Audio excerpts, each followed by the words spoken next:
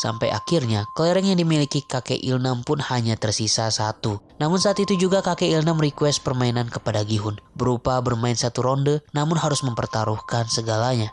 Mendengar hal itu, Gi-hun merasa tidak adil karena ia memiliki 19 kelereng sedangkan kakek Ilnam hanya tersisa satu buah saja. Namun kakek Ilnam pun berkata bahwa selama di permainan ia mengetahui jikalau Gi-hun sudah mencoba curang dan membodohinya. Tapi ia hanya diam dan sengaja membiarkan Gi-hun melakukannya. Terdapat satu buah kata-kata kakek Ilnam yang menurut Mimin epik di sini, yaitu di saat engkau melakukan kecurangan padaku, aku hanya terdiam. Akan tetapi ketika aku menuntut untuk pertaruhkan segalanya, engkau justru mengatakan ini tidak adil. Mendengar kata-kata itu, Gi-hun merasa sedih dan merasa sangat bersalah. Namun tidak disangka, kakek Ilnam justru menggapai tangan Gi-hun dan memberikan kelereng terakhir yang dimilikinya. Setelah itu si kakek pun berterima kasih pada Gi-hun karena sudah mau bermain dan menjaga dirinya dengan baik di dalam permainan maupun di dalam ruangan. Juga berkat Gi-hun lah kakek Ilnam merasa bahagia di sisa-sisa umurnya. Tepat setelah kakek Ilnam mengatakan hal itu, waktu pun habis. Kakek Ilnam, Ali dan yang lainnya pun dinyatakan tereliminasi serta ditembak hingga tewas. Setelah itu diperlihatkan keadaan para peserta yang kembali dari permainan ke ruangan. Mereka tampak sangat sedih dengan permainan sebelumnya, namun yang mengejutkannya, Han Minyo ternyata tidak dieliminasi. Adapun di sisi lain, ketua berpakaian hitam juga masih khawatir dikarenakan masih belum mendapati Junho yang sedang bersembunyi. Padahal sebentar lagi para investor VIP akan datang berkunjung. Sehingga oleh karena itu si ketua terus mendorong anak buahnya untuk bergegas menemukan Junho dan juga meningkatkan kewaspadaan. Keesokan harinya, para tamu VIP pun tiba dan langsung disambut oleh si ketua berpakaian hitam. Tentu sama seperti ketua dan para panitia lainnya, para tamu VIP menutup muka mereka dengan topeng untuk menjaga identitas mereka masing-masing.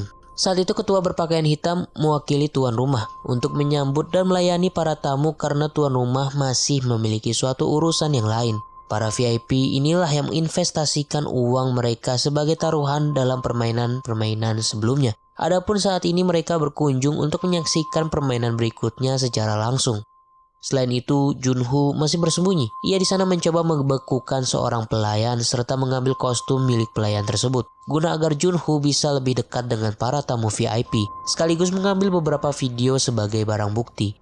Tak lama dari itu, permainan kelima pun siap dimainkan. Sebelum memulai permainan, para peserta diminta untuk memilih rompi yang dikenakan pada manekin. Yang terdapat nomor di rompi tersebut dari nomor 1 hingga nomor 16. Pemilihan rompi pada kala itu akan memilih nasib mereka pada permainan berikutnya. Para peserta yang ketakutan segera mengambil nomor-nomor tengah karena mereka merasa nomor-nomor itu pasti aman. Sampai saat giliran Gi-hun, nomor yang tersisa hanya tinggal nomor 1 dan nomor 16. Pada awalnya Gi-hun hendak mengambil nomor 1, akan tetapi peserta lain memohon kepadanya karena ia terlalu takut menjadi peserta terakhir. Sehingga karena itu Gi-hun pun mengalah, serta membiarkan peserta itu mengambil nomor pertama. Usai pemilihan nomor, mereka pun dihadapkan pada sebuah jembatan kaca. Dalam waktu 15 menit, setiap pemain harus melewati jembatan kaca itu sesuai dengan urutan mereka. Jembatan kaca itu terbuat dari dua jenis kaca yang berbeda. Itu artinya jika mereka salah dalam mengambil langkah, maka akan langsung terjatuh dan tewas.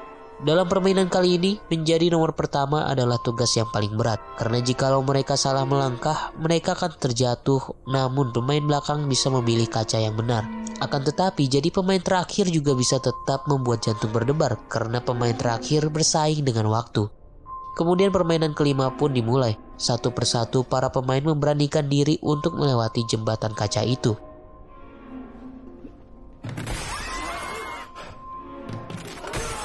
Tak sedikit dari mereka gagal memilih kaca yang benar dan jatuh begitu saja. Dengan waktu yang terus berjalan, para pemain pun menjadi tidak sabar dan takut akan kehabisan waktu, sehingga mendorong pemain yang ragu di depan mereka. Sampai pada akhirnya Do-su menduduki posisi terdepan. Di sana ia enggan untuk maju karena ia berpikir daripada ia membukakan jalan untuk pemain belakang, lebih baik ia dan yang lainnya mati bersama.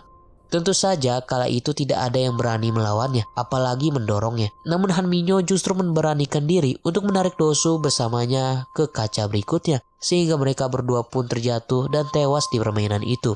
Usai beberapa pemain jatuh dan tewas, kini peserta hanya tersisa 4 orang saja.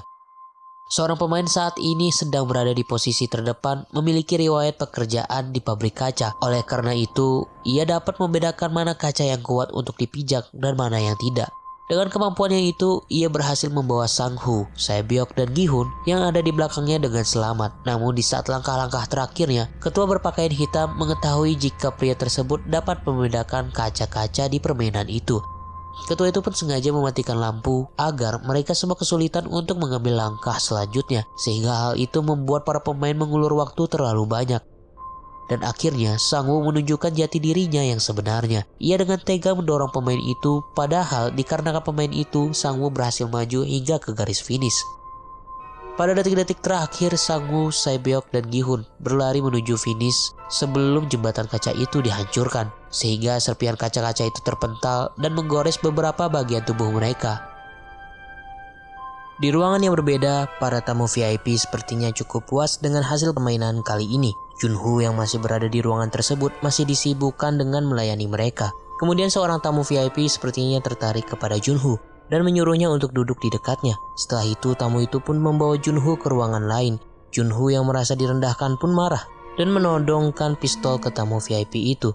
Junho kemudian meminta tamu VIP itu untuk memberikan informasi apapun tentang tempat permainan tersebut. Kemudian keterangan tersebut dijadikan barang bukti oleh Junho. Usai mendapati barang bukti, Junho menghajar tamu itu hingga ia jatuh pingsan dan segera pergi meninggalkan arena permainan dengan menggunakan alat selam di sana. Ketua berpakaian hitam pun mengerahkan anak buahnya untuk mencari Junho. Tak lama setelah itu, Junho tiba di suatu pulau dekat dengan tempat permainan sebelumnya. Di sana ia mencoba menghubungi ketua polisi agar mendapatkan bantuan, sekaligus mengirimkan bukti-bukti yang ada di handphonenya. Namun karena di sana tidak terdapat sinyal, ia pun memutuskan untuk mendaki ke tempat yang lebih tinggi.